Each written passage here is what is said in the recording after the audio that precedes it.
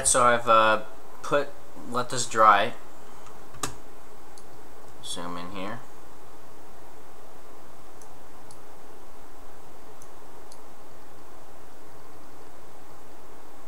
There you go. So, pretty thick, but it does the job. So now, just gonna scrape off here some of all this excess and stuff like that. Really, you want to be careful because you don't want to completely take off all the stuff you just put on. I like to do this where I go across like here with the blade perpendicular to the part. Usually pretty good. Only works if it's sharp though, which you should always keep a sharp knife. This one's pretty good even though I broke the tip off, but it's still sharp, so I'm still using it. But yeah, I pretty much do that and then go in and sand it down.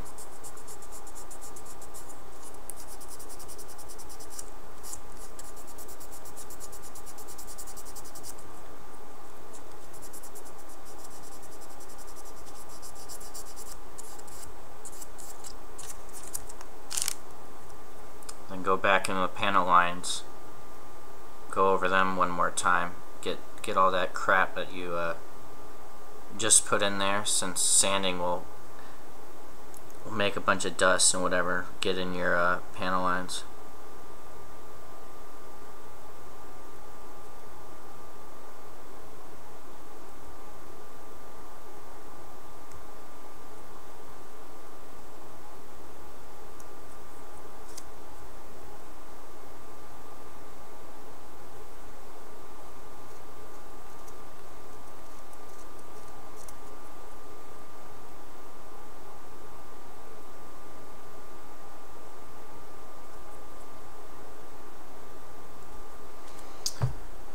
There. That's pretty good. So just gonna go back and finish all that up. Get the rest of the portions that I did. Should be easy, and I've done all these already, and they look all pretty good. I shouldn't have to do anything more to any more of these. So we'll, after this is done, I mean, we'll go in and do another coat of primer around here. The actual coat of primer, and not this thin job that I did here just for this check. Alright, cool. Alright, so I primed everything in a nice even coat of primer, and then I've gone back in and sanded everything lightly with some fine grit sandpaper. And I do this because I feel like for Gundams it has to be nice and very smooth, and with primers, since they're so thick, often they can build up and form a little texture on the surface, and that's just because how the paint particles work with primer. So I just sanded everything down a little bit. I try not to get too much off. You can see I kind of did a little too much on here, but because you want that gray color, because it's supposed you don't want the plastic color to be showing. But this will work fine. It doesn't really matter. But I figure I'd do it here first, since putting a clear coat will help. But it doesn't always fix a problem with texture and stuff like that, so might as well just do it now. Alright, so first we can finally get painting done, which is my favorite part. But so first we're going to start with the gray color that is the frame and the guns and some other miscellaneous parts. So for that,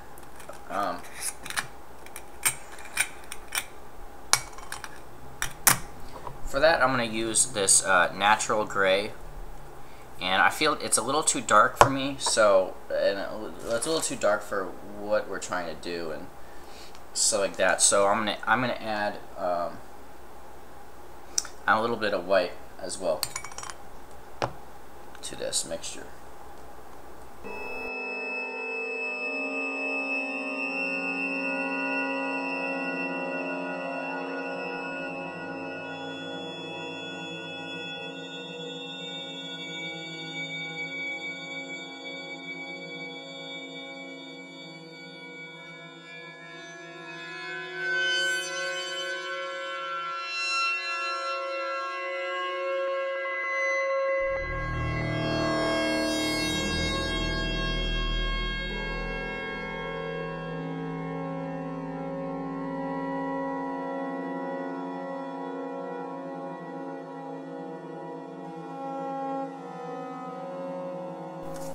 And next, I'm gonna do 2 colors for this trip. Next is gonna be the bluish color that you see here, and here, and whatnot. And with that, I'm gonna start off with a base of midnight blue, which looks black for some reason, but it is blue. And then some light blue to tone it down, because this is pretty dark. I mean, you can see all the white particles still in there, but it's still a pretty dark color. So I'm going to lighten it up with this light blue, and then I'm going to attach a dash of red, and this will dull down the blueness. It's gonna you don't want to add too much, because then it's going to start to turn into purple. But you can add like just a drop or two of the red, and that there's just a little like hint of it, and it makes all the world of difference. And I'm using this tin that is red before, since I try to wash them out.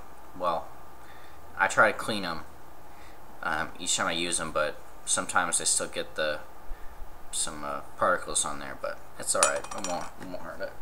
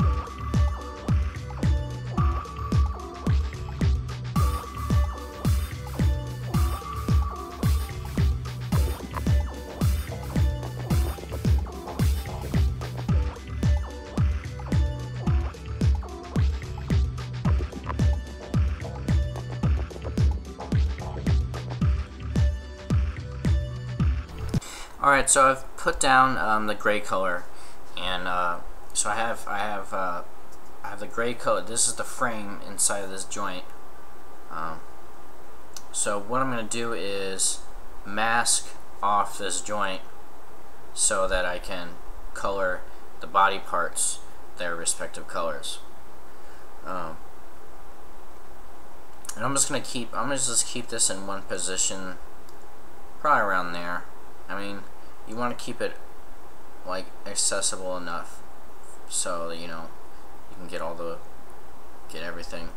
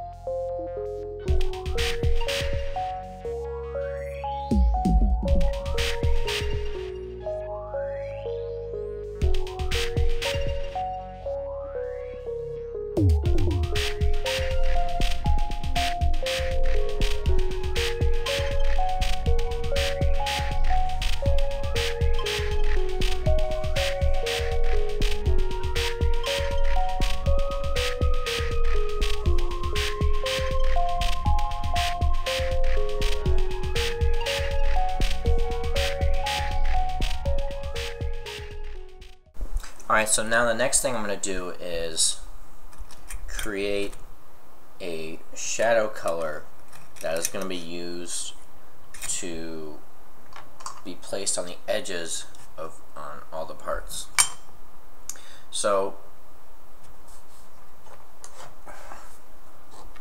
it's just going to be a dark color that's going to go along the edges of all the parts. You know, around here on the panel lines, whatnot, and then I'm going to spray over the main color that I want, and this is just going to give a little bit of variation to the part, so it's not just one flat color. And depending on how it comes out, I might do a highlight color as well, but we'll see how it goes. But for that, I'm going to start off with some more of this natural gray, and then darken it up with the black, because we want it pretty dark, even though we are going to cover it up. We want it dark enough for that the color that I'm going to spray over doesn't completely cover up the darkness.